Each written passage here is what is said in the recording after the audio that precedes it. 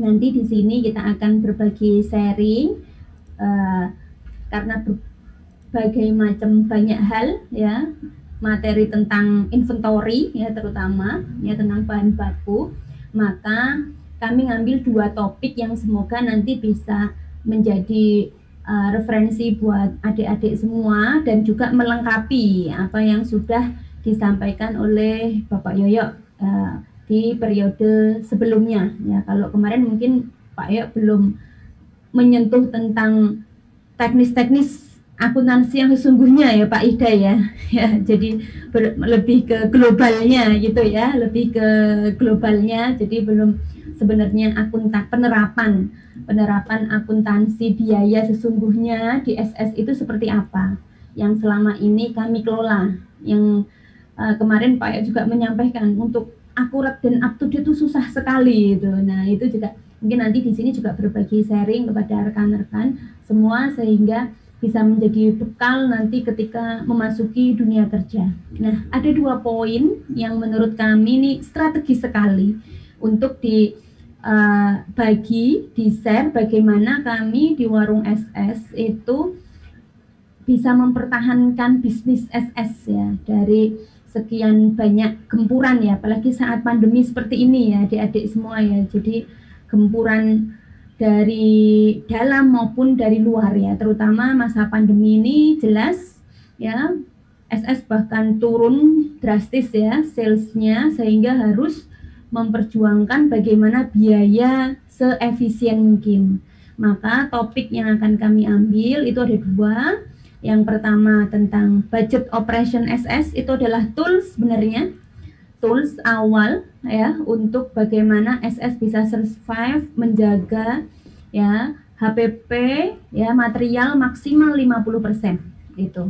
Terus kemudian yang kedua, nanti kami juga akan memaparkan bagaimana alur pencatatan ya, penyusunan HPP material di Warung SS itu. Jadi 2 poin ini semoga nanti bisa bermanfaat dan bisa sharing dan pada Pak Ida dan juga adik-adik semua. Oke, baik.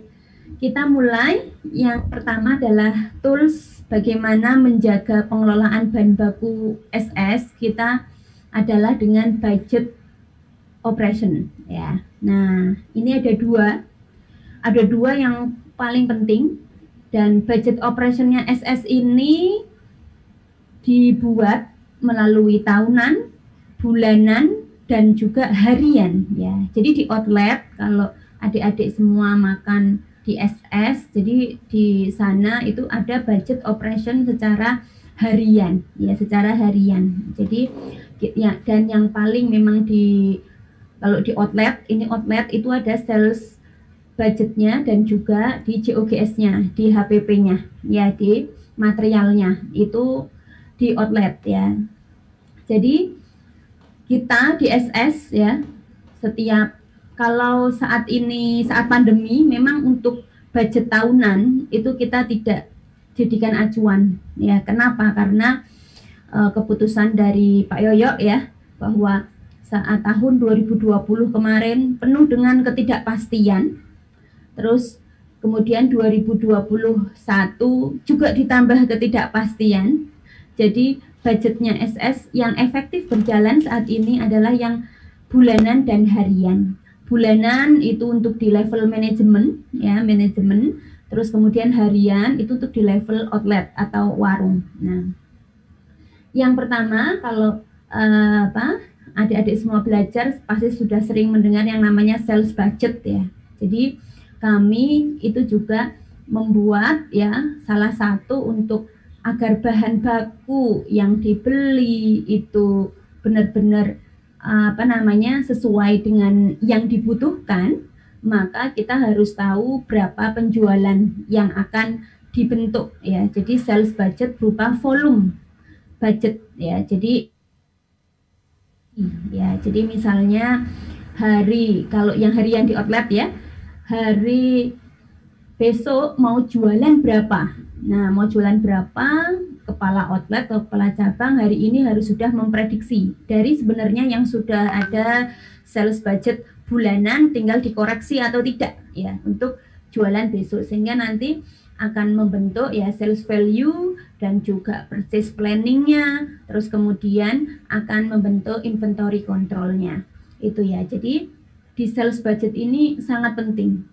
Jadi kunci dari efisiensi itu dimulai dari sales budget ya. Jadi kalau sales budgetnya ketinggian, sisa stok tinggi, banyak rusak, akhirnya banyak terjadi inefisiensi. Tapi kalau sales budget kurang, maka potensi omset hilang. Seperti itu. Jadi poin yang pertama ini. Jadi kalau di BSS sendiri dalam hal akuntansinya itu sebenarnya menerapkan semua ilmu yang ada di akuntansi biaya saat kuliah ya, dan belum lengkap ya. Makanya adik-adik harus benar-benar karena akuntansi biaya adalah menurut saya waktu kuliah dulu ya, itu sangat sulit, apalagi sangat sulit gitu ya. Nah, dan ternyata sangat dipakai di perusahaan itu ya. Jadi ini untuk satu poin di sales budget. Terus kemudian setelah ada sales budget, kita akhirnya bisa menghasilkan yang namanya budget COGS-nya, material cost-nya ya. Jadi di SS ya, tahunan, bulanan maupun harian itu sudah membuat, ini bagian dari perencanaan bisnis ya. Dan untuk di SS sendiri yang seharusnya itu, kalau kita tahu bahwa COGS atau HPP itu terdiri dari material cost, bahan baku ya, terus kemudian terdiri dari direct labor ya, dan ini adalah biaya-biaya yang langsung melekat di karyawan. Nah, di SS ini direct labornya ini juga sangat banyak ya, sangat banyak, karena Pak Yoyo beliau itu mengambil banyak keputusan strategis untuk selalu menomorsatukan karyawan. Jadi direct labor ini kalau di SS berisi gaji yang langsung di warung, terus kemudian tunjangan-tunjangan, fasilitas-fasilitas itu ya untuk direct labornya. Dan bahkan kalau di SS direct labor ini itu tetap sifatnya ya. Kalau secara teori itu harusnya variabel ya Pak Ida ya. Direct labor itu harusnya variabel ya. Tapi ya kalau keputusan di SS Pak Yoyo, direct labor itu adalah tetap.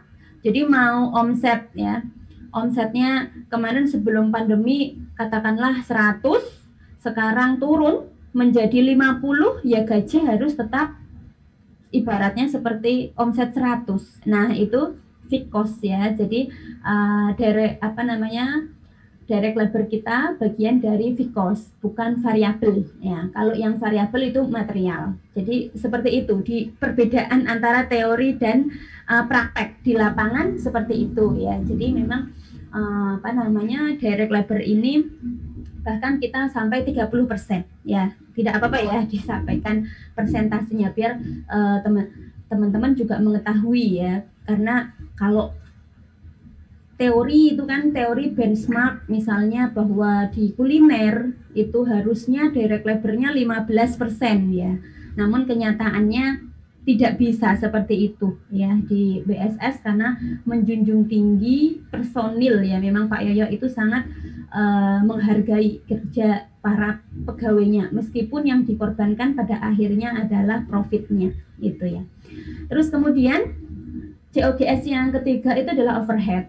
Nah, overhead ini berisi seluruh biaya-biaya operasional ya, jadi biaya operasional yang selain material dan juga labor itu ya, jadi ada listrik, peralatan dan sebagainya. Nah, untuk poin direct labor dan overhead ini semuanya rata-rata adalah biaya fixed cost ya, biaya tetap.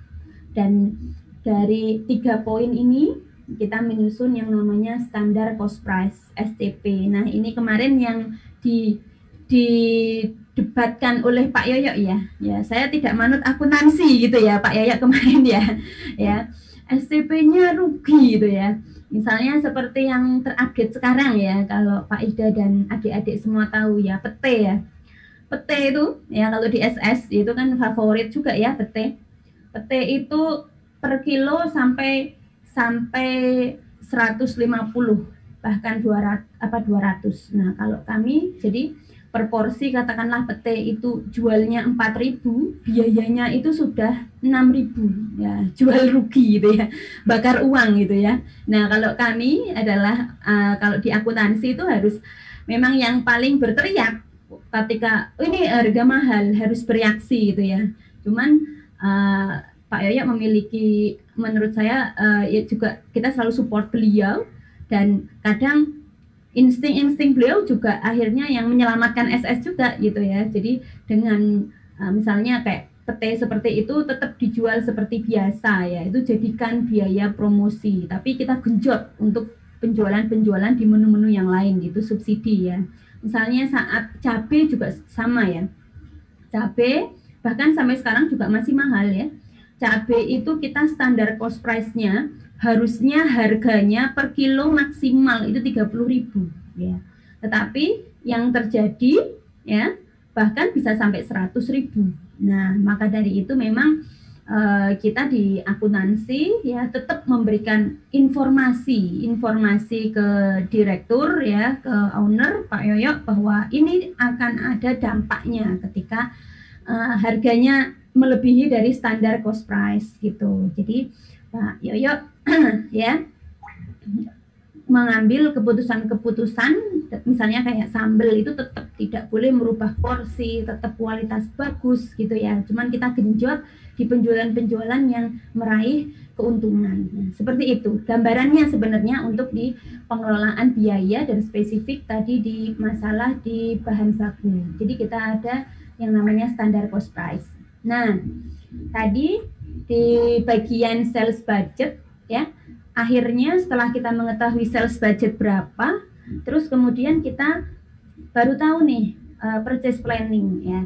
Jadi purchase ini kalau di bahan baku adalah menurut kami untuk di SS ini adalah bagian yang sangat penting ya. Jadi vital ya kalau di bahan baku, karena sukses dan tidaknya purchase akan mengakibatkan potensi penjualan hilang atau tidak, atau juga terjadinya inefisiensi atau tidak ya, karena kita bersifat beberapa produk juga just in time ya. Jadi habis di hari itu seharusnya ya, seperti sayur-sayuran seperti itu misalnya. Jadi seperti brokoli, kalau misalnya sisa banyak itu kan akan menjadi biaya ya. Terus selain itu juga misalnya ayam-ayaman, karena arahan dari direktur itu kalau SS selalu harus fresh ya. Jadi tidak boleh ada sisa yang kemarin disajikan ke konsumen. Jadi harus fresh, sehingga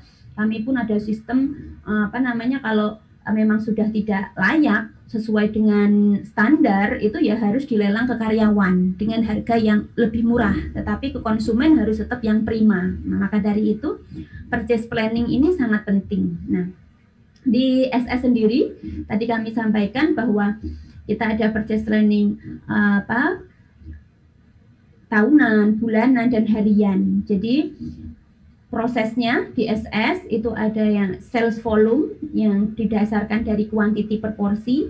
Jadi kepala cabang itu misalnya untuk besok itu sudah reng-reng. Oh, besok itu adalah penjualan ayam 100 porsi, lele 50 porsi gitu. Jadi semuanya sampai minum-minuman itu ya, itu semuanya direncanakan ya, dan juga bahkan di sales volume ini kepala cabang ya itu harus juga bisa kondisi sekitar gitu. Misalnya apakah ada, kalau dulu ya di UGM misalnya ada wisuda, nah, berarti digas itu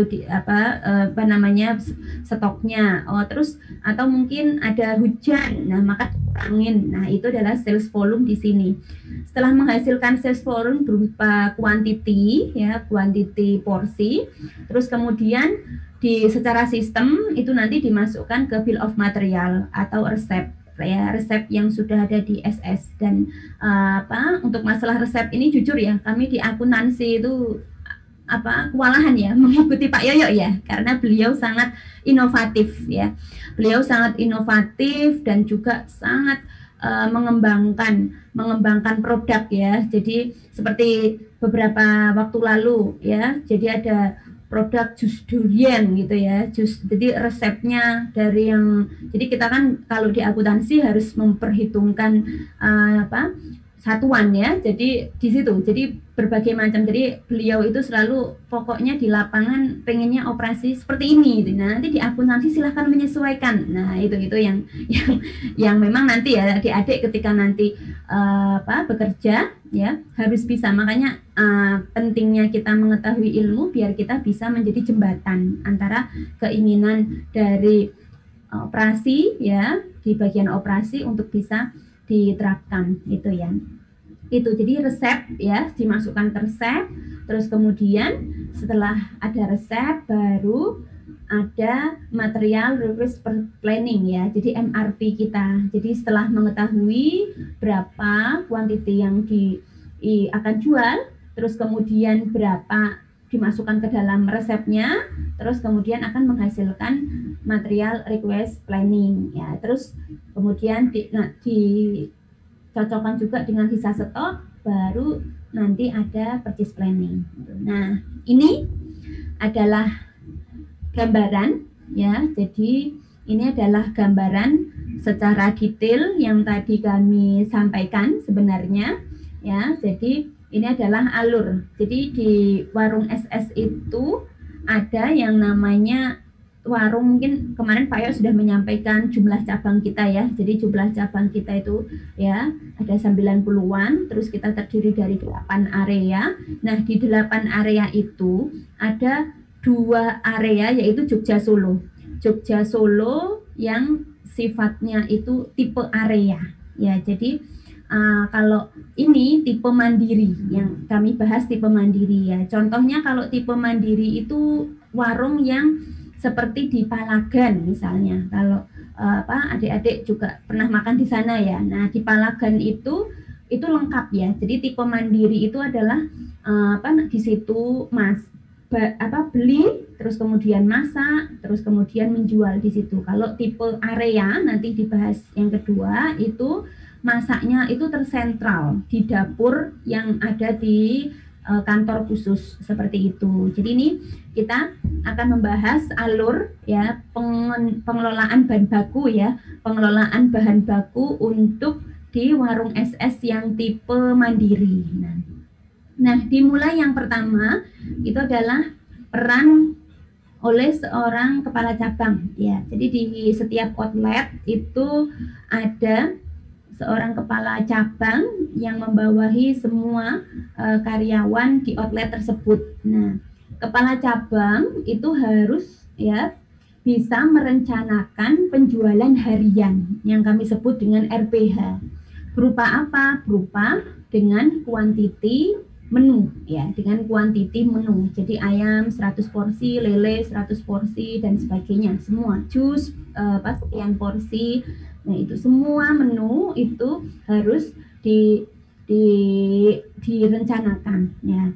Dan kepala cabang itu dalam merencanakan itu berdasarkan dari apa? Jadi yang pertama kita ada tadi ya, ada sales budget bulanan. Nah itu di area. Jadi dari outlet itu kan punya atasan yang namanya manajemen area. Nah manajemen area biasanya memberikan rekomendasi ya, rekomendasi berapa sales budgetnya. Selain itu juga dari histori tren penjualan ya.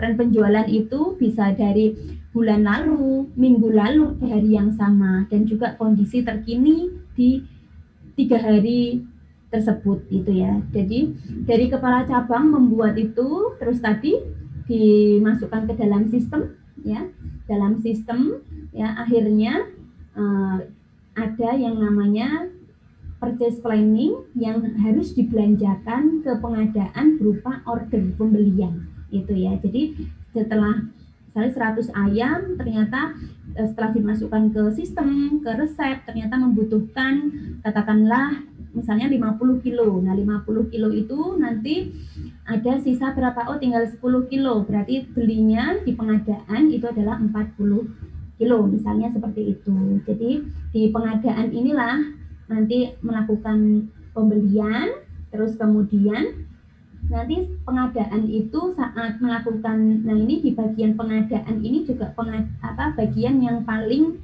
penting di bahan baku ini ya, karena sukses dan tidaknya bahan baku itu paling penting itu di pengadaan, karena pengadaan ini satu fungsinya benar-benar bisa membeli sesuai dengan spek SS, sesuai dengan standar, sesuai, karena kalau di kami benar-benar harus misalnya ayam besarnya sama, terus kemudian jenis buah itu juga harus matangnya sama gitu. Jadi kalau kurang dari standar biasanya akan menimbulkan inefisiensi ya. Selain itu pengadaan adalah pemegang dana yang cukup besar untuk di warung SS ya. Meskipun kalau masalah pengadaan sebenarnya saat ini sudah 2 tahun ini warung SS sudah mensentralkan beberapa bahan baku penting yang bersifat mingguan itu ada di pusat ya, terus kemudian dikirimkan ke area-area. Nah, kita di bagian akuntansi harus bisa memberikan masukan ke Pak Yoyo ya, bahwa ketika di sentral di pusat dibandingkan dengan beli di outlet-outlet masing-masing lebih efisien mana. Nah, ternyata lebih efisien yang disentralkan pusat, karena dengan disentralkan pusat misalnya seperti minyak, terus kita bisa kerjasama dengan Unilever dengan kuantiti yang besar. Nah, itu juga bisa kita di situ salah satu treatment pengelolaan kita bahan baku ya untuk bargaining masalah harga itu ya. Jadi di pengadaan memang sudah mulai, pengadaan outlet mulai 2 tahun terakhir ini memegangnya sudah tidak cukup besar. Kalau dulu sangat besar ya, 50%, sehingga di situ juga banyak kecurangan ya. Ini juga buat adik-adik semua ya biar mengetahui ya. Jadi memang di bagian di warung SS memiliki sejarah atau histori di bagian pengadaan ini, memang lahan banyak untuk terjadinya kecurangan ya, karena di sana bisa tanda kutip markup harga, nota dan sebagainya, karena beli langsung di pasar sehingga tanpa kop, terus kemudian bisa disalin ulang, di markup, terus dan yang lain-lain. Jadi di pengadaan ini sangat penting ya untuk transparansi standar nota. Nah, kita sangat tegas dalam hal ini. Terus kemudian sistem transfer. Nah, itu juga sangat tegas untuk salah satu untuk kontrol bahan baku ya. Itu. Kemudian setelah pengadaan membelanjakan bahan baku, kemudian nanti bahan bakunya itu biasanya akan dikirim ataupun yang dibawa langsung oleh pengadaan ke warung. Nah, langsung diterima oleh bagian produksi. Nah, di sini produksi ini melakukan yang namanya cek hitung timbang. Nah, kalau di SS ya, cek hitung timbang itu salah satu bagian penting karena ngecek kualitasnya. Jadi yang bisa mengetahui atau memutuskan diberikan kewenangan ini standar spek SS atau tidak itu bagian produksi ya, quality controlnya. Jadi di bagian produksi ini maka nanti terjadi retur atau tidak ya, dan satu persatu ya. Jadi kalau ayam itu ditimbang satu persatu ya. Kita punya range misalnya ayam 200 gram. Nah, berarti plus minusnya katakanlah 30%. Nah, itu harus sesuai dengan itu. Kalau kurang atau terlalu besar harus dikembalikan. Nah, itu. Jadi cek hitung timbang seperti itu. Jadi tidak hanya masalah kualitas tapi benar-benar juga masalah ya hitungan ya, masalah hitungan. Terus kemudian di produksi ini juga mengecek ya kesesuaian dengan order ya. Jadi dari order tadi kepala cabang ya menghasilkan order pembelian berapa, nah nanti di produksi ini harus mengecek apakah sesuai dengan order atau tidak. Jadi masuk dapur satu atau tidak, seperti itu. Nah, di akuntansi sendiri saat produksi menerima bahan baku harus dilakukan di laporan tanda terima. Terus kemudian setelah itu di bagian produksi nanti langsung masuk ke dapur 1. Nah, proses dapur 1 ini adalah proses untuk biasanya semua item bahan baku di SS itu di packing Terus kemudian misalnya seperti jamur per porsi itu di packing, per porsi sekian gram itu sudah di packing, jadi nanti waktu pas masak goreng ya itu langsung sudah per porsi seperti itu. Jadi di dapur satu ini proses packing, terus kemudian proses masak ya, terus beberapa bahan baku juga proses benar-benar sudah siap untuk digoreng ya, siap-siap untuk dimasak di dapur 2 seperti itu. Nah, di bagian produksi ini ketika menerima barang itu tidak hanya menerima barang dari pengadaan ya. Jadi setiap harinya di bagian produksi akan menerima barang juga yang sifatnya tidak harian tapi mingguan dari gudang. Dari gudang. Terus kemudian dari gudang produksi akan misalnya seperti beras, telur, minyak itu adalah dari gudang, maka akan dimasak, terus kemudian nanti dari dapur 1 itu harus sudah selesai jam 10 pagi ya. Jam 10 pagi di dapur 1 sudah selesai, terus masuk ke dapur 2. Dapur 2 itu adalah masak benar-benar sesuai dengan order konsumen. Nah, gitu. Jadi di dapur 2 setelah itu order konsumen dari OPP ya. OPP itu bagian pelayanan ya. Setelah itu menyajikan ke konsumen. Nah, ke konsumen. Terus kemudian nanti hasil dari penjualan konsumen direview lagi oleh kepala cabang gitu ya. Jadi itu adalah siklus alur barang dan juga alur informasi yang ada di warung SS Outlet. Dan semua alur setiap pos, setiap pejabat ya, di situ ada asisten kepala cabang, asisten pengadaan, asisten produksi ya. Terus kemudian ada asisten keuangan, terus kemudian ada asisten OPP. Nah, itu memiliki kertas kerja ya. Jadi kami sudah menyiapkan semua stesen itu tadi adalah formulir-formulir untuk dicatat ya, agar kami bisa mengecek benar-benar apakah barang ya yang benar-benar diorder sudah sesuai atau belum, terus kemudian barangnya kurang atau lebih ya di pengadaannya, di produksinya, atau nanti pada akhirnya jam 10 pagi stok ya yang tersedia untuk dijual di bagian produksi ya jam 10 pagi harusnya sama dengan kepala yang diorderkan kepala cabang ya, sales budgetnya kepala cabang ya. Namun memang ini juga masih menjadi PR di SS ya, masih perlu karena rangkaian tadi yang kami bahas itu panjang ya, jadi kadang masih belum sama sesuai dengan penjualan yang seharusnya sesuai yang sudah dibudgetkan seperti itu. Itu adalah tipe mandiri. Nah ini jadi dari seperti itu mungkin Pak Ida dan adik-adik bisa melihat ya bagaimana kita mengawal benar-benar ya, terutama di akuntansinya ya, untuk cost accountingnya benar-benar mengawal dari setiap proses inventorinya ya. Jadi setiap proses inventorinya dikawal. Dan di SS juga kita di akuntansi memiliki tantangan tersendiri ya teman-teman semua ya. Jadi karena apa? Karena di SS itu loadnya sangat tinggi ya. Jadi kerjaannya, kuantitinya itu juga cukup tinggi. Terus kemudian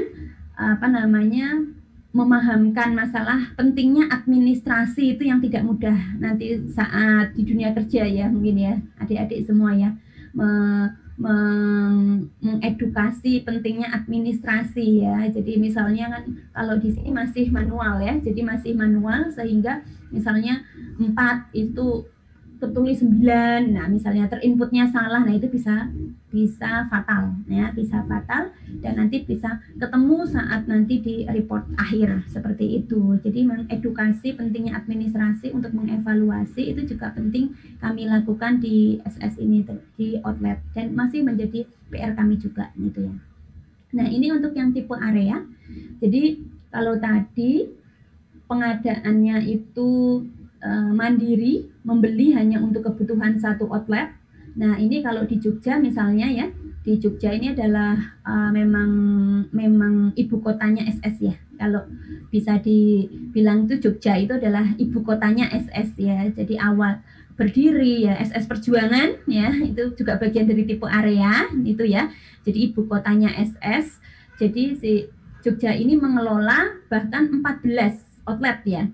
Jadi di Jogja ini 14 outlet masak jadi satu ya. Jadi nanti ketika misalnya Pak Ida misalnya ada agenda untuk biar tahu apa namanya lele sebanyak apa dimasak jadi satu itu ya. Nah, itu bisa ke Jogja ya, dapur Jogja karena mengelola apa namanya bahkan untuk sulitnya tadi karena misalnya semangka banyak datangnya. Nah, itu untuk men-CHT-nya satu persatu, ayamnya satu persatu itu sulit ya. Itu teori dan prakteknya itu kalau di tipe area ini nggak bisa terjalankan dengan baik itu ya karena memang dengan kuantiti pembelian yang banyak ya. Walaupun plusnya tadi ada bargaining untuk masalah harga lebih murah karena beli dengan kuantiti yang banyak untuk 14 outlet langsung ya. Karena kalau di Jogja yang tipe mandiri itu hanya ada Bantul, terus kemudian Palagan, terus kemudian Jakal KM12 ya. Jadi selain itu kayak di Samirono, Gedong Kuning, Perumnas itu semuanya 14 outlet itu jadi satu. Masak jadi satu sehingga itu kalau tipe area di outlet-outlet tersebut misalnya di Samirono itu ya tidak ada proses masak dapur satu, jadi sudah dikirimin ya dari dapur Jogja ya. Jadi di Jogja kepala cabang Jogja 14 outlet itu juga sama merencanakan rencana penjualan ya. Jadi kalau malam hari ya, malam hari tutupan jam 11 jam 10 ya, jam 10 terus setengah 11 nanti kepala cabang itu ke Jogja ya, ke dapur Jogja, ke kantor Jogja. Kantor area Jogja itu di Pogung. Kalau kami yang di pusat itu di Kinanti ya. Jadi kalau Jogja itu di Pogung, terus kemudian di sana nanti merencanakan penjualan ya. Sudah ada sistemnya, tinggal memasukkan saja mau dikurangin atau di lebih atau ditambah gitu ya. Terus setelah itu dari order kepala cabang itu akhirnya dibelanjakan, nah masuk ke sistem, terus dibelanjakan oleh pengadaan area. Nah di poin di area Jogja ini juga menerapkan ya kalau di akuntansi biaya ya economic order quantity itu ya, batas maksimal, batas minimal stok gitu, itu juga kita menerapkan di sini ya. Jadi di pengadaan area nanti sudah membelanjakan, terus kemudian nah di Jogja ini juga ada sebelum ke pengadaan di malam hari itu juga ada yang namanya pengelolaan sisa. Nah, jadi dari 14 outlet tadi itu sisanya kalau ada sisa itu dikembalikan ya di dapur Jogja ini ya. Terus kemudian setelah itu pengadaan area belanja, terus kemudian pagi produksi ya. Kalau produksi itu kan jam setengah 6 ya jam kerjanya ya, jam setengah 6. Terus kemudian men-CHT, terus kemudian memasak ya, terus kemudian benar-benar BB itu sesuai dengan yang seharusnya sudah dipesan. Terus kemudian nanti produksi dapur satu menyiapkan dan nanti ada ini ya yang gambar armada ya. Nah, itu mendistribusikan ke area-area ya, ke warung-warung itu jam 8 pagi ya. Jadi jam 8 pagi itu kalau sudah di dapur Jogja itu rame ya karena bersilih gantian angkutan untuk mengedrop ya stok-stok yang ada di warung ya, untuk di warung ya dari yang sudah kita siapkan. Nah, dari situ nanti kita ngedropnya juga shift 1 dan shift 2 ya. Kalau zaman dulu pernah hanya satu shift, tapi karena tadi sulit men-CHT karena banyak ngontrolnya, akhirnya kita bagi shift 1 dan shift 2 jam 8 dan juga jam 2. Nah, itu untuk karena kami di shift 1 itu jam maksimal sampai jam 4 ya, shift 2 sampai jam 10 malam. Nah, setelah itu baru ke produksi warung. Nah, produksi warung ini mengelola yang tipe area ini sudah dalam keadaan setengah matang dan tinggal sesuai dengan order dari konsumen. Nah, yang ada tipe area ini hanya ada 2 area, yaitu Jogja sama Solo. Solo pun hanya 5 outlet ya. Kalau di Jogja ini yang terbanyak ya, karena Jogja ini ibu kota ya. Jadi memang dan sebenarnya di proses tipe area ini yang masih menjadi PR kita ya, seharusnya secara harga itu memang secara harga itu kita lebih murah ya. Namun memang jatuh hasil akhirnya di HPP ya. Nah, ini di HPP kita di tipe area sama Mandiri itu malah lebih rendah di Mandiri ya. Di tipe area itu HPP-nya tinggi ya. Kenapa? Karena pengaruh quantity effect ya menurut kami ya. Jadi menganalisa kami. Jadi dari serangkaian tadi banyak, nah itu quantity effect-nya itu banyak. Nah, sisa banyak, terus kemudian banyak 14 outlet tadi dan sebagainya gitu ya. Baru nanti setelah produksi warung ke konsumen gitu. Itu dua alur yang ada di dalamnya, ada sudah purchase planning dan juga inventory control stok kami. Di setiap station tadi ada form-form atau kertas kerja yang pada akhirnya nanti membentuk suatu HPP yang akurat seperti itu. Itu untuk materi yang pertama ya. Nah, ini yang kedua untuk alur pencatatan ya dan penyusunan HPP ya. Jadi sebenarnya kalau masalah di akuntansi itu bertahap setiap tahun ya di SS sendiri ya. Jadi waktu pas ini buat adik-adik juga ya. Jadi memang tugas kita itu ketika mengetahui ilmu akuntansi itu ketika masuk ke perusahaan seperti itu bagaimana kita bisa menerapkan ya yang belum diterapkan. Jadi waktu pas misalnya 10 tahun lalu saya bergabung di SS gitu ya, itu SS masih menerapkan pakai Excel gitu ya, terus HPP-nya itu benar-benar hanya dari hanya stok of name saja gitu ya, jadi tidak ada kontrol setiap langkah proses bahan baku. Nah, terus berkembang terus ya, dan Pak Yoyo juga luar biasa terus memberikan ruang kepada kami semua ya untuk selalu menyempurnakan masalah alur pencatatan ataupun sistem yang dibuat untuk mengontrol semua biaya yang ada di SS itu ya. Jadi untuk saat ini ya seperti kita tahu ya bahwa kita ada laporan keuangan, terus kemudian sebagai basis bahasa bisnis, dan kalau di SS itu tercermin di semua aktivitas di outlet ya, karena biaya CUGS itu ada di outlet semuanya ya. Sementara kalau biaya manajemen area dan pusat, kalau kami sudah menggolongkan sendiri juga ke biaya administrasi dan umum gitu ya. Jadi tidak masuk ke CUGS-nya karena jelas itu tidak berhubungan dengan produk. Itu terus kemudian beberapa langkah. Nah, ini yang kemarin mungkin Pak Yoyo sampaikan ya, untuk akurat dan up to date ya itu susah gitu ya, karena masih manual ya. Jadi masih manual, dan sekarang kami sudah setahun sampai 2 tahun ini juga sedang proses migrasi ya untuk lebih terintegrasi itu ya. Jadi tahap-tahapnya itu ya saat ini untuk membentuk sebuah HPP tadi yang kita tahu tadi semua alur itu harus kita cross check apakah benar, apakah ada penyelewengan atau tidak, apakah terjadi inefisiensi atau tidak. Maka semua kita pertama jelas harus verifikasi ya, dimulai dari asisten keuangan warung ya. Jadi asisten keuangan warung ya saat ini di SS itu sebagai simpul seluruh kertas kerja, formulir-formulir yang ada di setiap asisten itu ya. Jadi ketika rata-rata ya kunci untuk warung laba atau tidak, warung sehat atau tidak, itu juga di asisten keuangan ya. Di asisten keuangan ini, dan ini masih kalau di outlet keuangan dan akuntansi kami masih gabung, tapi kalau untuk di manajemen sudah dipisah ya secara fungsi dan juga kewenangannya untuk akuntansi dan manajemen sudah dipisah. Kalau di outlet masih digabung. Jadi ini memang simpul untuk mengecek semuanya, memverifikasi semua dari proses tadi order sampai dengan ke konsumen, ke nota penjualan ya, dari file dan juga berkas, itu semua diverifikasi secara harian. Jadi hari itu harus selesai. Kalau di outlet ini hari itu harus selesai di hari itu ya.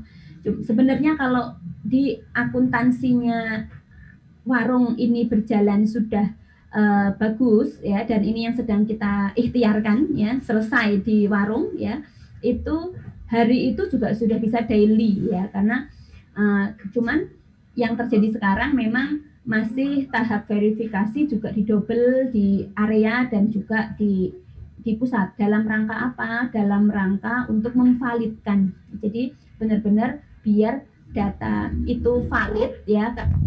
Itu tadi ada kita pakai three-way matching ya. Kalau misalnya kayak pembayaran harus berapa order, berapa diterima barang, berapa invoice, itu harus sama ya, harus akurat ya. Jadi kalau akurat itu nomor satu ya, kami sampaikan juga ke Pak Yoyo, akurat itu nomor satu. Up to date penting untuk relevansi, tapi yang paling penting adalah akurat itu, karena keuangan itu benar-benar bisa, kadang juga bisa tanda kutip ya, menilai kinerja karyawan, tim maupun performa bisnis ya. Jadi dan banyak yang dipertanggungjawabkan di situ, jadi harus benar ya. Jadi ini verifikasi, terus kemudian ada intinya ini kita masuk ke proses sistem dan kita masih menggunakan Zahir ya, sudah 10 tahun ini ya menggunakan sistem Zahir ya, dan kita sedang proses migrasi ke yang lain gitu. Nah, ini adalah formulir-formulir kertas kerja di outlet ya, ada gudang, pengadaan, produksi, operasional, dan juga asisten keuangan ya. Tadi ada kontrol bahan baku, terus kemudian di gudang ini ada tanda terima, terus stock movement itu juga di gudang itu juga ada. Terus kemudian pengadaan, tadi ada order pembelian. Nah, ini order harian, mingguan ya, karena kami kelompokkan itu untuk stok, itu juga salah satu pengelolaan bahan baku itu kita bagi menjadi kelompok harian dan juga mingguan gitu. Jadi memang kita pilih dari sekian semua raw material yang ada, kelompok yang harian maupun yang mingguan. Terus di produksi juga ada kontrol stok harian. Jadi dari produksi ini ada laporan juga bagaimana kunci di warung itu juga diproduksi. Maksudnya itu diproduksi ini adalah ketika produksi menerima barang dari gudang ya, terus kemudian diolah, terus kemudian nanti menjadi penjualan di kasir ya, karena kami juga punya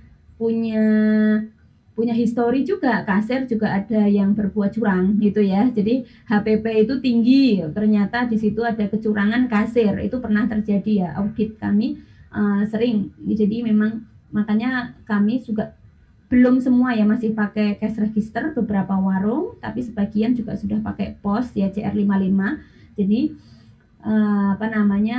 menghindari hal-hal seperti itu sebenarnya ya, karena di akhirnya kok salesnya harusnya sesuai catatan produksi 100, tapi di penjualannya sesuai itu hanya 90. Nah, 10-nya kemana? Nah, itu juga kami deteksi sampai ke situ ya, Terus kemudian di asisten operasional itu untuk mengelola barang-barang yang berhubungan sama pelayanan. Terus kemudian untuk asisten keuangan itu ada seluruh file yang seluruh formulir manual ya. Sebenarnya saya tidak menampilkan flowchart ya, karena terlalu rumit nanti. Jadi seluruh file ya, file dan form itu semuanya di asisten keuangan ini. Terus kemudian juga bagaimana memastikan data hutang, lelang, dan juga stok ya, stok untuk selisih stok antara penjualan dan juga yang seharusnya gitu. Nah, ini harian ya, tadi ini hanya sekilas saja, nanti mungkin setelah ini bisa diskusi ya. Ini harian, jadi benar-benar harian itu terkontrol ya, item-item harian juga sudah kita patenkan. Menu-menu ini adalah menu-menu harian ya, sayuran, ikan-ikanan, daging-dagingan, itu juga harian semua yang dibelanjakan di hari itu, dan sisa stok juga seharusnya just in time, jadi habis di hari itu. Terus kemudian ada mingguan, jadi kita ada beberapa formulir, jadi order. Nah, ini yang mingguan ini yang tadi kami sampaikan, saat ini kami juga sudah mempunyai di SS ya, mempunyai sentral pembelian di pusat. Jadi ordernya itu ini sebenarnya beberapa bahan baku banyak yang sudah order ke pusat ya, sehingga pusat yang langsung berhubungan langsung dengan vendor ya, vendor besar seperti itu. Nah, ini juga di outlet masih terjadi ya yang namanya belanja ecer tambahan ya, karena tidak sesuai dengan prediksi. Dan di SS sendiri ya, kalau kami sebenarnya di keuangan ya, udah harusnya kalau sudah setting 100 ya sudah selesai katakanlah 100 nanti menjadi pembelajaran untuk yang berikutnya gitu kan ya, harusnya gitu karena menambah item ya. Tapi kalau keputusan dari direktur bahwa setiap kekurangan jadi tidak boleh ada menu habis itu ya, jadi tidak boleh ada menu habis, dan itu akhirnya kami support dengan adanya beberapa administrasi belanja tambahan ini gitu ya, yang kalau kepala cabang yang sudah bagus, nah ini tidak akan terjadi lagi gitu ya. Tapi kalau kepala cabangnya tanda kutip tidak menjadikan pembelajaran, akhirnya belanja HR ini menjadi poin inefisiensi juga, karena akhirnya belanja mahal, terus kemudian nota-nota juga tidak standar, akhirnya menimbulkan juga beberapa kecurangan-kecurangan gitu ya, sesuai dengan histori itu ya, itu. Terus ini di produksi tadi ya, jadi produksi itu harus sampai, jadi kita kalau di bahan baku di produksi itu yang namanya stock opnam itu harian itu ya. Jadi kami masih memang menggunakan periodic inventory ya, belum perpetual ya karena masih manual. Jadi masih menggunakan periodic inventory. Jadi setiap malam ya, setiap malam itu selesai jam 10 ya, itu sampai dengan jam 11 itu produksi harus menghitung ayamnya berapa tadi untuk mensupport purchase planning tadi. Jadi untuk mensupport purchase planning dan memastikan bahwa di malam itu juga di outlet itu juga sudah ada, harus sudah mengetahui oh penjualan tadi ayam 100, oh diproduksi secara stok itu 100 atau tidak. Nah, terjadi selisih atau tidak, nah harus dicari gitu ya. Jadi nanti dikasih batas maksimal sampai jam 10 pagi untuk mencari ketika ada selisih stok ya. Jadi memang disinilah menurut kami pengelolaan bahan baku yang benar-benar harus detail ya, harus detail dan juga benar-benar harus sesuai dengan yang seharusnya gitu ya, gitu. Itu terus kemudian ini gudang itu juga ada movement ya, movement in out setiap hari ya, in out setiap hari, dan juga di gudang ini juga melakukan proses packaging yang sesuai dibutuhkan oleh produksi gitu.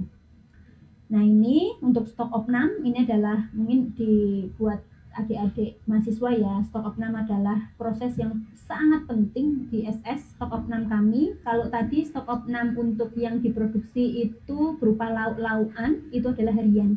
Tapi kalau stok opnam untuk seluruh yang dijadikan pencatatan HPP itu kami menggunakan mingguan dan juga bulanan. Nah, ini adalah kunci penting banget, apalagi untuk di seperti kuliner, seperti SS ini untuk menjaga bahan bakunya. Nah, ini di stok opnam ini kami memiliki beberapa prosedur dan harus dikawal ya. Jadi keuangan itu harus juga terjun melakukan pendampingan untuk masalah stok opnam ini ya, stok opnam gudang maupun stok opnam yang ada di produksi seperti itu. Nah, ini asisten keuangan terakhir. Jadi semua berkas, formulir setelah semuanya diverifikasi, divalidkan ya, pembayaran ya, kontrol paymentnya itu juga dipastikan berdasarkan order, berdasarkan tanda terima, berdasarkan invoice ya. Maka semuanya sudah bisa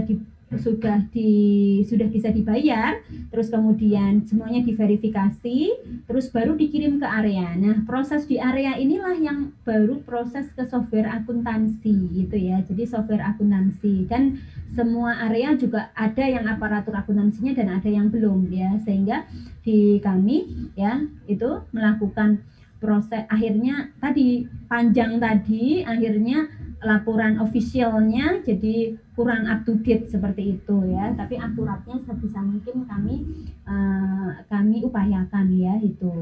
Dan ini semua ya, form harus sesuai ya, dan cek hitung timbangnya lengkapnya dapat dipercaya sampai satuannya itu juga kami benar-benar ketika memang kalau di bahan baku seperti ini, di kuliner seperti ini yang masih menjadi problem ya, yang menjadi titik poin itu adalah masalah konversi ya, karena kan kita kadang pembelian dengan konversi satuan yang sudah kita tentukan kalau belum terintegrasi maka masih memiliki proses-proses ya, jadi pack berapa kilo dan sebagainya. Nah, itu semuanya harus dikonversi ya. Misalnya kayak udang ya, udang itu beli itu berupa X itu ya, Nah, itu menjadi bersih berapa udangnya, berapa kilo, agar nanti bisa terlihat sampai di selisih lauk di udangnya, seperti itu. Nah, itu harus dicek juga semua gitu ya.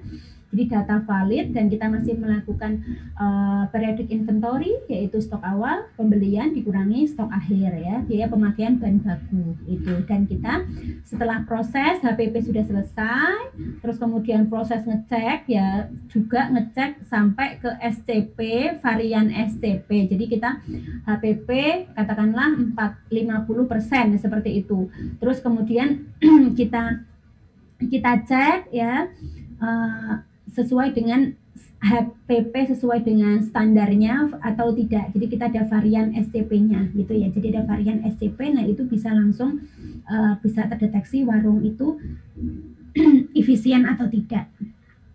Seperti itu. Nah, dari proses yang sepanjang itu, manual itu ya, sebenarnya kami sudah sedang menuju ke ERP, dan ini sudah tahun kedua ya, semoga nanti bisa terimplementasikan ya di tahun ini. Nah, makanya buat adik-adik memang sangat penting ya untuk memahami ERP ya, karena ini akan banyak banget memangkas ya, menyederhanakan proses, menghemat biaya, meningkatkan efisiensi, integrasi informasi, memberikan data bisnis yang cepat. Jadi misalnya Pak Ayok pengen benar-benar HPP harian, itu bisa. Terus jadi kita bisa sampai ke meningkatkan laba dan juga ke daya saing ya. Jadi kita sedang proses ke fitur ERP kita, POS, terus kemudian purchasing, inventory, kitchen, dan juga accounting, laporan plus dengan analisa-analisanya.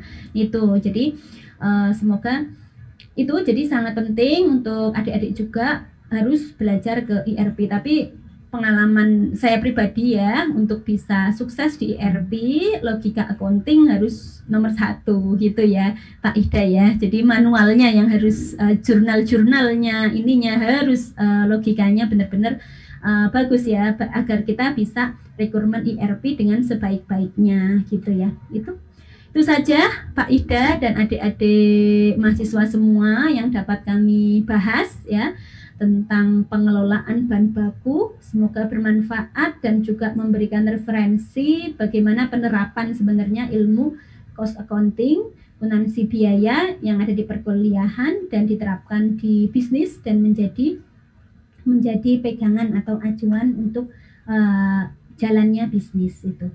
Itu saja yang dapat kami sampaikan ya. Saya kembalikan ke terima kasih Bu Ruby ya. Iya. Alhamdulillah ini belajar bisnis dalam 1 jam itu serasa kurang itu pasti. Bagi pengalaman Pak Yaya mulai dari tahun 2000 ya, berarti sudah hampir 20 tahun lebih ini. 18 tahun. Dari rangkum 18 tahunan ya. Iya, 18 tahun. Iya. Nah ini Bu Ruby sendiri sekitar 10 tahun ya Bu di SSG. Iya, betul. 10 tahun. Nah ini berarti termasuk yang mengalami progres dan improvement yang cukup banyak di sana juga. Iya. Ya, silahkan teman-teman bisa mengeksplor lagi. Tadi sebenarnya banyak sekali yang bisa kita diskusikan, mulai dari tadi penetapan bahan baku, kemudian ada model-model harusnya variabel jadi fix gitu, tenaga kerja misalnya. Terus kemudian bagaimana pengendalian internal kontrolnya dan juga pengelolaan dari quality control itu juga sendiri. Seperti itu. Monggo ada yang ingin didiskusikan, silakan bisa on mic dan juga on kamera, silakan.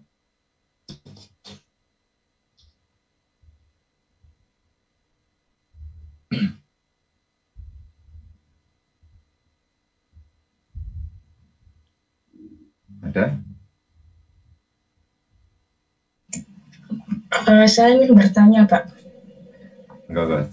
Disampaikan namanya ke guru Ruby-nya, nanti singkat saja, silakan. Ya, sebelumnya perkenalkan, nama saya Sophia Sasmi dari kelas ASP 21. Sebelumnya juga terima kasih buat Bu Ruby karena telah memberikan ilmu mengenai pengelolaan keuangan khususnya di warung SS. Nah, terkait materi tadi, saya ingin bertanya mengenai pengendalian biaya. Tadi dikatakan bahwa misalkan harga cabai di range harga maksimal 30.000. Nah, kemudian realnya itu bisa sampai 100.000. Nah, kalau kasusnya seperti itu, apakah menunggu harga cabai itu turun ataukah tetap dilanjutkan pada harga 100.000 atau memilih alternatif lain, Bu? Seperti itu. Terima kasih. Monggo langsung saja dulu ya, bisa. Oh iya, baik ya. Ya, terima kasih atas pertanyaannya. Jadi kalau di SS sendiri, pengalaman di tahun-tahun kita ya, dan ini menjadi sebenarnya juga sudah menjadi catatan buat kami. Misalnya kita juga sudah bekerja sama dengan petani dari Magelang misalnya, yang langsung petani dan sebagainya ya.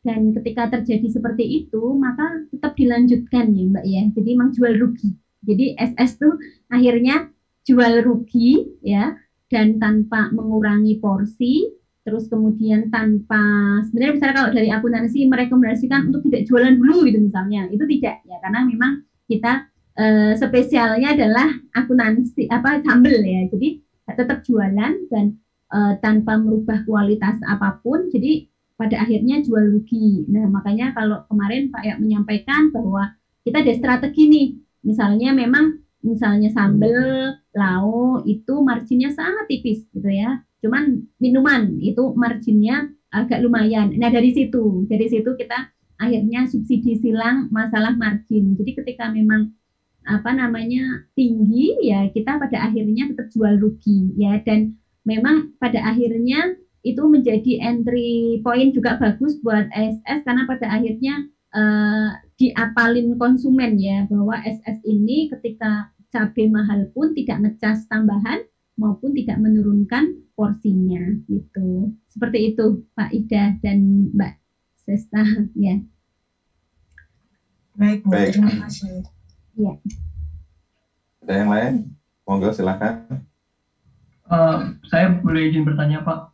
Perkenalkan, nama saya Riki Leliko dari ASP 21, dan saya izin bertanya untuk apabila keadaannya ini adalah Ceteris Paribus ya Bu, nggak ada pandemi itu,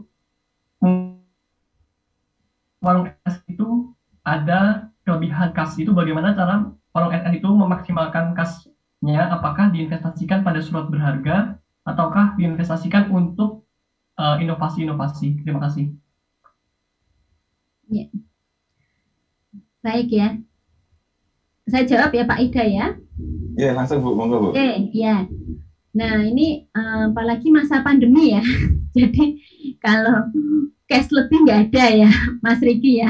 Jadi cash kurang. Ya ini jujur saja ya Pak Ida ya, buat teman-teman ini juga tantangan ya, tantangan buat kita di bisnis ya. Jadi memang kalau di SS sendiri ya, margin itu sangat tipis ya. Jadi memang Pak Yoyo juga sejahtera bersama ya. Beliau seperti itu ya. Jadi ketika gaji personil tinggi, jadi memang untuk sisa kas dan sebagainya itu memang kami biasanya kalau saat sebelum pandemi ya Mas Riki ya, sebelum pandemi itu biasanya lebih ke investasi buka cabang baru seperti itu. Jadi memang belum sampai ke ini, jadi kita masih fokus ke usahanya. Jadi ketika ada nilai lebih otomatis buka cabang baru, dan sebenarnya punya target ya, sebenarnya tahun ini harus 100 cabang ya, tapi karena pandemi sehingga tidak bisa, seperti itu jawabannya. Jadi belum sampai ke diinvestasikan ke yang lain, jadi masih fokus ke mengembangkan bisnis dengan membuka cabang baru. Dan juga selain itu juga sebenarnya tadi lebih ke fokus investasi, misalnya seperti ada saat ini di SS ada tepung ya, misalnya ada tepung. Nah, kita bagaimana bisa memproduksi dan ke alatnya dan sebagainya. Jadi lebih ke improvement di internalnya, seperti itu. Itu. Baik, seperti itu. Ada yang lain monggo? Bisa dimanfaatkan, masih banyak topik menarik masih bisa digali. Silakan.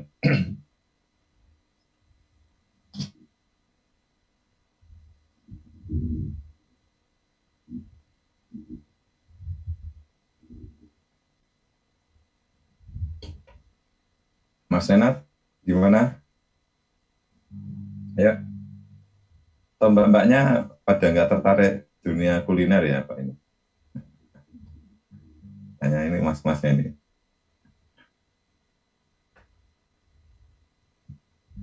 Tapi jangan tanya voucher lah ya. Di sini sudah menghadirkan. Bu, nanti ada voucher lah gitu.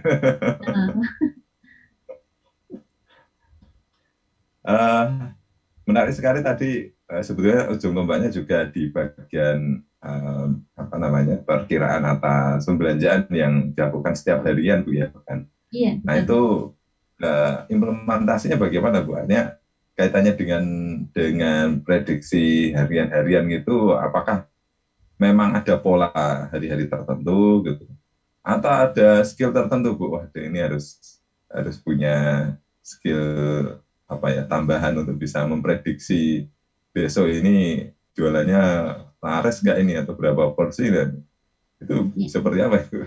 Ya. Jadi kalau untuk masalah perencanaan penjualan itu memang paling valid itu ya dari histori Pak.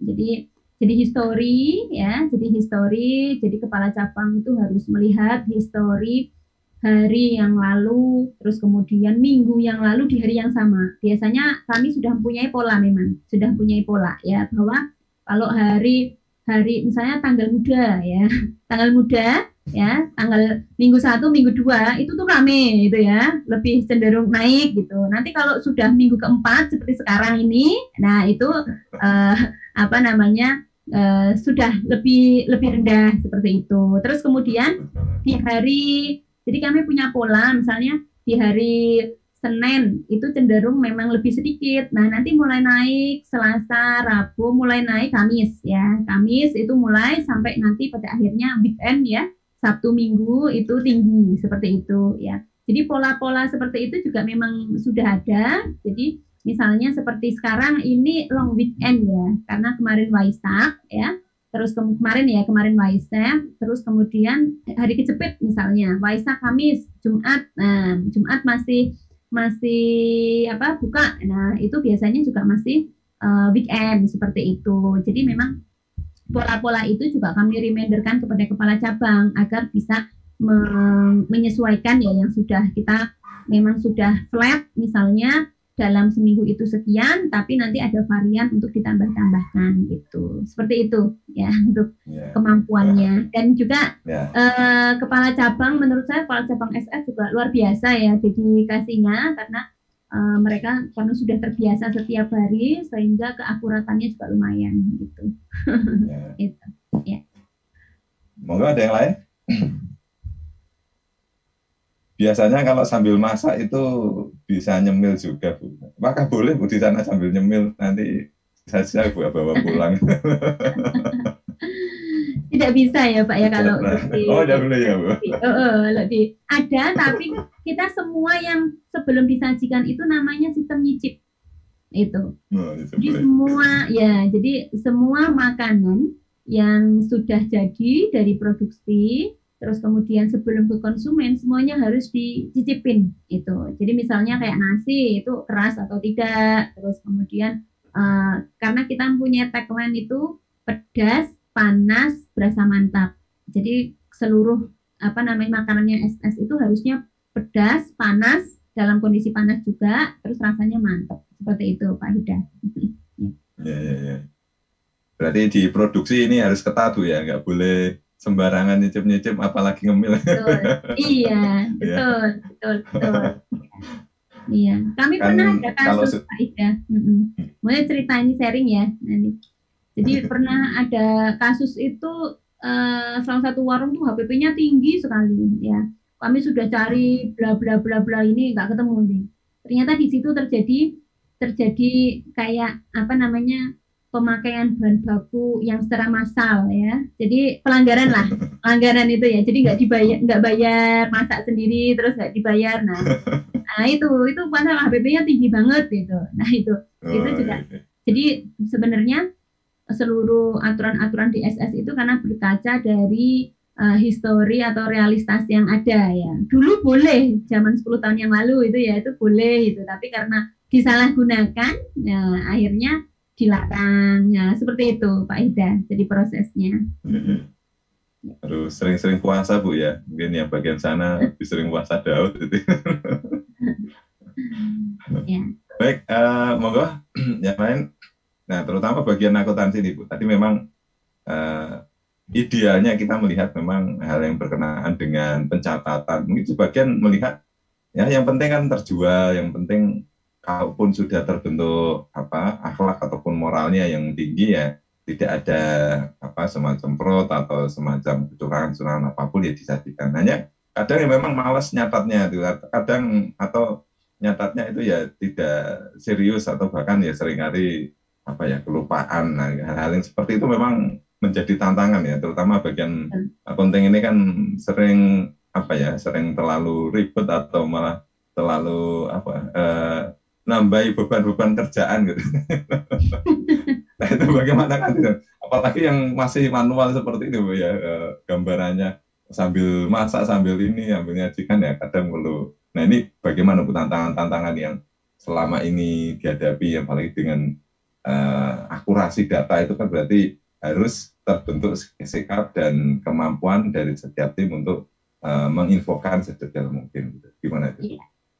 Ya, jadi benar sekali ya Pak Ida ya, emang mungkin juga tidak dihadapi SS juga yang lain juga mungkin ya. Jadi memang tantangan kita di akuntansi untuk benar-benar mengedukasi angka-angka itu berbicara. Nah itu ya, itu yang tidak mudah ya, bahwa angka itu sebenarnya berbicara. Nah itu tuh yang tidak mudah, dan di kami sudah hampir ya selalu ada review ya, pada akhirnya memutuskan untuk sampai ke ERP itu dalam rangka karena sudah berupaya semaksimal mungkin ya untuk bisa dan sesuai dengan kebutuhan zaman ya, kebutuhan perusahaan juga, makanya kami pada akhirnya ke ERP biar benar-benar langsung terintegrasi ya, dari outlet langsung ke pusat seperti itu ya. Dan tantangan 10 tahun ini ya tadi kita sudah mencoba misalnya memberikan penyederhanaan ya formulir gitu ya, yang dari yang seharusnya kita lebih persingkat, terus kemudian lebih ke kita juga memahamkan training seperti itu, terus kemudian yang paling penting memang itu tadi bagaimana menumbuhkan rasa memiliki biar ketika ada malam hari misalnya stok opnam itu tidak kebalik-balik ya, ayam dada sama ayam paha gitu misalnya kayak gitu. Nah itu sering terjadi ya, misalnya karena sudah malam kan ya, kami juga memahami, dan kami juga dalam rangka sebenarnya selalu pengen memudahkan user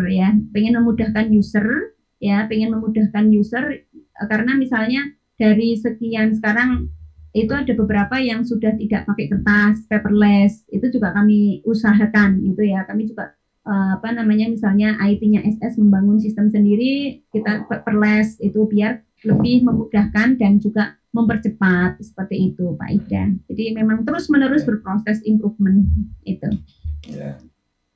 Monggo ada tanggapan atau diskusi lain, monggo.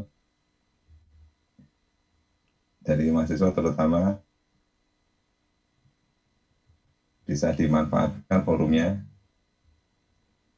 Saya juga ada sharing juga, ada teman yang juga bisnis kuliner Bu. Itu sudah punya budgeting loh. Nanti apalagi yang model ini ya, order gitu. Order besok ada acara kampung itu, kemudian ordernya sekian. Nah, dia sudah mengarrange order itu, misalnya bahan bakunya sekian, terus kemudian tenaganya, dan nanti harga jualnya sekian. Kadang seringkali dia juga melihat, mengcompare lah antara budget tadi dengan terutama cash yang diterima gitu. Ini tak hitung-hitung awal itu ya harusnya untungnya misalnya dia dapat order 10 juta ya. Kira-kira semua sudah include bahan baku dan sampai delivery itu mungkin biayanya 7 juta lah gitu. Tapi setelah selesai itu acara kok cuman dapat 100.000 ya ini di tangan. Kadang, nah itu kadang dia melihat apakah kuantitinya, atau kadang dia melihat bagaimana melakukan kontrol terutama. Nah ini dia kan selama ini terutama melihat bahwa yang penting ini kuantiti per dus ini sekian, ini sudah di-arrange nasinya berapa, nih sekian-sekian. Cuman kadang belum tahu juga hari itu untuk bahan baku, harga telurnya, harga macam-macam itu seberapa dari yang dianggarkan. Nah tadi juga disampaikan Bu Rukmia bahwa di SS kalau nggak salah tadi disampaikan modelnya juga berbasis quantity. Apakah tidak riskan ini Bu ya? Atau bagaimana ini? Saya juga ya. Jadi kalau di kami memang untuk pengelolaan bahan baku ini memang ada 2 poin yang kami kontrol Pak. Jadi ada karena quantity effect, price effect, dan juga quantity effect. Nah, price effect ya, jadi karena pengaruh harga. Nah, itu sangat apa namanya, sangat penting ya, sangat penting. Dan kami ketika misalnya di outlet sudah ada tadi kuantitinya sudah oke ya, harganya pun kami cek gitu ya. Jadi harganya ini kita kalau menggunakan ini apa namanya budget untuk pembelanjaan itu nanti sudah dengan harga yang kemarin. Jadi ketika nanti realisasi itu tidak jauh dengan yang kemarin. Katakanlah plus minus 10%. Itu kami sudah menerapkan seperti itu. Ketika ada plus minus 10% harga, dari sisi harga itu harus ada konfirmasi seperti itu. Atau bahkan ketika harga misalnya seperti kemarin mau lebaran. Nah, kami jauh-jauh hari sebelum lebaran itu tim bagian purchasing di area dan di pusat gitu sudah memberikan himbauan bahwa harga ini telur ya, daging bla bla bla bla akan naik ya itu. Jadi di lapangan pun sudah tahu juga sehingga bisa ketika misalnya bahkan kami juga punya sistem ketika misalnya harganya yang bisa disimpan lama tapi harganya sudah tinggi, nah berarti nyetok yang lebih gitu, seperti itu. Jadi seperti itu Pak. Jadi sebenarnya kalau di SS juga tidak hanya quantity tapi juga masalah harga itu juga di ini. Bahkan ketika misalnya kayak Jogja Solo ya Pak Ida ya, mau belanja mingguan untuk minggu depan gitu, minggu ini itu harus sudah harus pengajuan dan juga disertai kuantiti dan juga harga. Dan harga itu harus sudah konfirmasi sama supplier. Seperti itu. Jadi misalnya total belanja 10 juta gitu misalnya untuk sekian outlet gitu. Nah, itu harus sudah memang harganya itu pun sudah mendekati real itu karena kita sudah berlangganan dengan supplier. Seperti itu. Itu yang juga kami lakukan. Termasuk strategi mix untuk cost tadi Bu ya. Termasuk beberapa ya aspek ini juga produk-produk yang mungkin bisa saling apa namanya mensubsidi tadi disampaikan. Ya ini pembelajaran juga terutama yang pengen kalau bisnis itu ya kecenderungan akan kuliner tadi disampaikan juga Pak ya dulu banyak kan juga bisnis kuliner itu yang bertahan mungkin nggak sampai 1 atau 5% ya sisanya ya di tahun pertama, kedua terus baru sadar dan tidak ada jiwa semangat untuk perjuangan kata begitu. Harus rugi itu ya di 2 tahun pertama. Wah itu kalau orang bisnis atau ini orang akuntansi sudah mundur duluan mungkin. Iya betul. Ya menarik sekali, mungkin ada diskusi yang lain monggo. Kalau nggak ada nanti kita sebelum kita akhiri kita sesi foto-foto dulu biar nanti bisa di-update di status ya. Ini kami sayarkan juga di channel kampus di di YouTube Departemen Ekonomika dan Bisnis di Sekolah Vokasi. Dan nanti menjadi pembelajaran bisa kami share juga ke masyarakat. Untuk kelas memang terbatas di kelas sesi langsungnya ini, tapi siaran streaming atau nanti bisa dilihat di YouTube nanti bisa diakses juga secara terbuka ya, oleh masyarakat dan biasanya ya kami akan usahakan juga untuk bisa menjadi pembelajaran di selanjutnya case-case yang nanti akan kita angkat. Ada diskusi lagi kalau nggak ada monggo silakan bisa turn on kamera ya cuman 2 menit lah tadi sambil rebahan ya ini ditata dulu sambil sisiran. Kuliah online Bu ya seperti ini. Pak saya mau izin bertanya. Oh ya sambil bertanya monggo nama yang lain bisa turn on kamera silakan. Silakan Mbak. Sebelumnya perkenalkan, nama saya Indra Anastasia dari ASP 22. Saya izin bertanya Bu, kan SS itu udah punya nama yang bagus ya, kalau nama spesial sambal gitu. Orang-orang pasti juga tahu kenapa SS itu nggak bikin kayak sambal dalam kemasan gitu yang dijual secara online. Kan saya tuh tahunya sekarang tuh marak banget orang yang jualan sambal. Dan kalau SS menjual secara online kan kemungkinan banyak orang yang tertarik gitu loh, karena namanya udah spesial sambal. Kenapa tidak membuat online? Kan kemungkinan income-nya juga akan lebih banyak dari yang didapat dari online. Nah, seperti itu Bu pertanyaan saya. Terima kasih. Iya. Ya, terima kasih pertanyaannya Mbak Angela.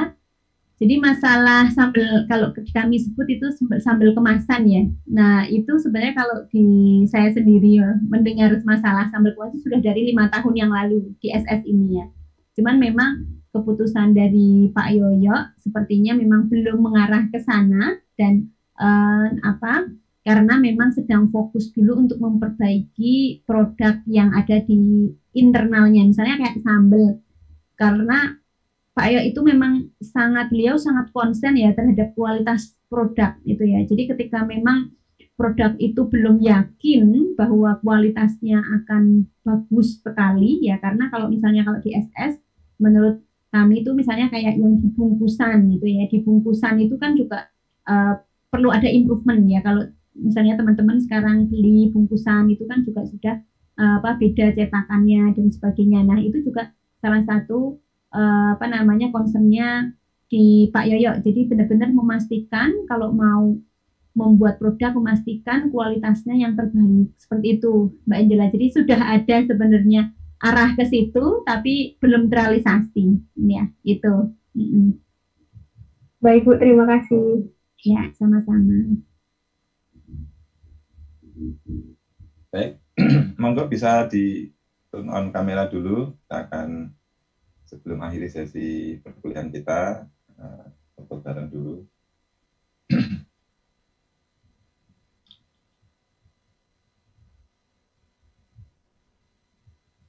Silakan ya, nanti akan di-arrange Pak Nordan. Pak Nordan sudah siap?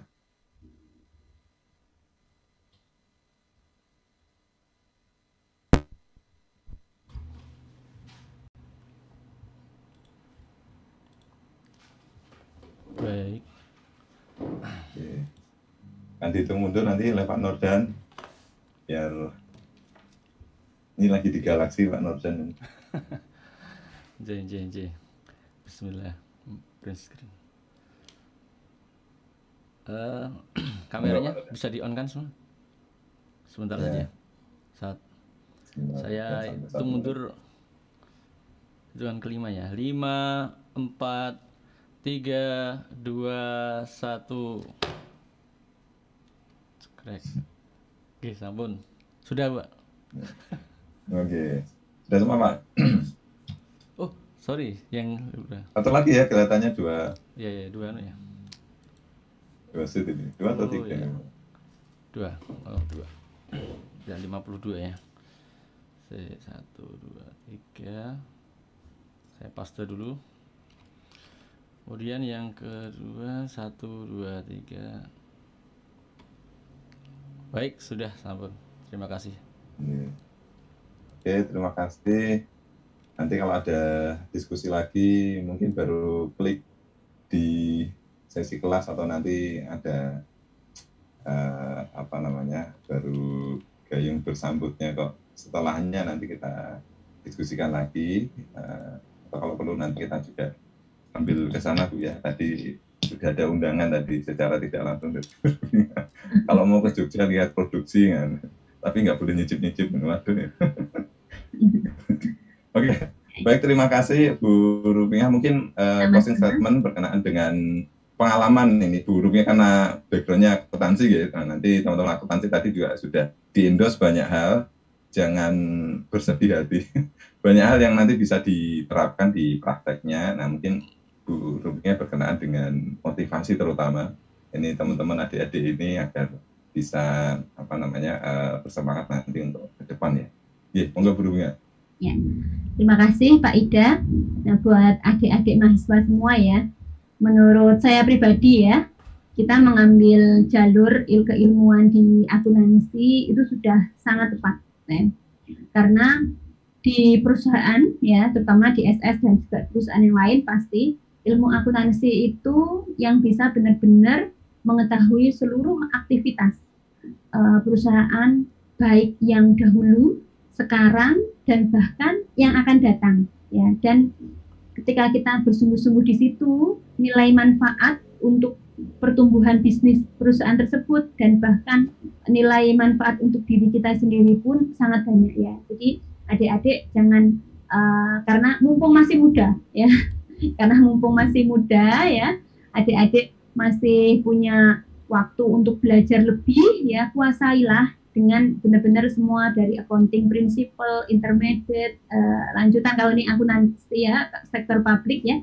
Jadi benar-benar semua, karena apa yang ada di kuliah itu pasti digunakan di dunia kerja, itu pasti digunakan di dunia kerja, dan bahkan kita yang ada di dunia kerja itu juga melakukan improvement dari apa yang kita ketahui waktu di keilmuan di kuliah, waktu kuliah. Jadi semangat ya, dan jenjang karir untuk di akuntansi itu sangat terbuka lebar gitu untuk di perusahaan-perusahaan maupun bahkan untuk di wirausaha sendiri itu Pak Ida dan teman-teman. Terima kasih Bu Luvia. Terima kasih sekali ya atas waktu yang diberikan kepada kami untuk bisa memaparkan ini. Ya. Amin, amin. Mudah-mudahan nanti kita bisa ketemu lagi di lain waktu, Bu. Kita akhiri karena kebetulan ada sesi selanjutnya juga untuk perkuliahan mungkin di jadwal setelahnya. Kita akhiri forum kita dengan alhamdulillah. Saya selaku host pada kesempatan ini, mohon maaf dan ada kekurangan. Terima kasih sekali Bu Luvia dan seluruh tim di Warung SS berkenan untuk membuka dapurnya ya. Meskipun belum mencicipi, nanti sudah kelihatan dapurnya. Ya, terima kasih atas waktu dan kesempatan, mudah-mudahan bermanfaat. Kita akhiri. Assalamualaikum warahmatullahi wabarakatuh. Waalaikumsalam. Waalaikumsalam warahmatullahi wabarakatuh.